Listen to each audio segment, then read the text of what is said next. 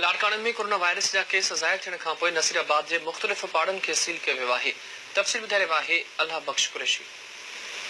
नाज़रीन, अॼु लॉकडाउन जे 43 ॾींहं ते नसीराबाद शहर खे मुकमल तौर सील करण लाइ शाही बाज़ार ऐं रेशम गलीअ खे कनातू हणी बंदि कयो वियो आहे।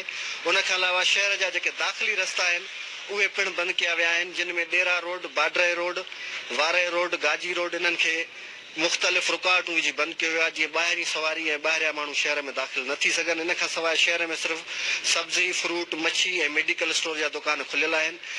जॾहिं त लॉकडाउन जेको मुसलसल हलियो आहे 43 ॾींहंनि जे अरसे में अॼु पहिरियों दफ़ो नसीराबाद में लॉकडाउन खे वधीक सख़्तु कयो वियो आहे ऐं उन जा सबब इहे ॼाणाया विया आहिनि त नसीराबाद जे भरिसां लाड़काणे ऐं ॿियनि शहरनि में जीअं त कोरोना जा केस थी चुका आहिनि, उन्हनि खां हिफ़ाज़ती उपाय वठण लाइ हाणे सख़्ती वधीक कई वई आहे, जेका सिंध हुकूमत पारां जारी कयल नोटिफिकेशन तहत जारी रहनि। मुख़्तलिफ़ तालुक़नि ऐं ज़िलनि में लोकल ट्रांसमिशन कोरोना जी लोकल ट्रांसमिशन जा केस वधी विया आहिनि। इन करे असां हिन खे रोकण जे लाइ अॼु कनातूं हणाए करे शहर जा मुख़्तलिफ़ माला जेको आहे सो वार्ड सील करे छॾिया आहिनि त जीअं माण्हुनि जी आमदरफ़्त खे ऐं सवारी वग़ैरह जी आमदरफ़्त खे जेको आहे सो महदूद करे सघिजे ऐं हुनखे रोके सघिजे।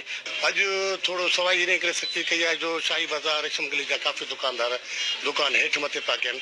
इन जे करे असां कोशिशि कईसीं त हिननि जी इहा कार्रवाई बि बंदि करायूं। अलाह जी महिरबानी सां नसीराबाद में मुकमल तौर लॉकडाउन आहे। शहर जा जेके दाख़िली रस्ता आहिनि उहे पिणु बंदि कया विया आहिनि, जिन में डेरा रोड, बाडरे रोड, वारे रोड, गाजी रोड, इन्हनि खे मुख़्तलिफ़ रुकावटूं विझी बंदि कयो वियो आहे।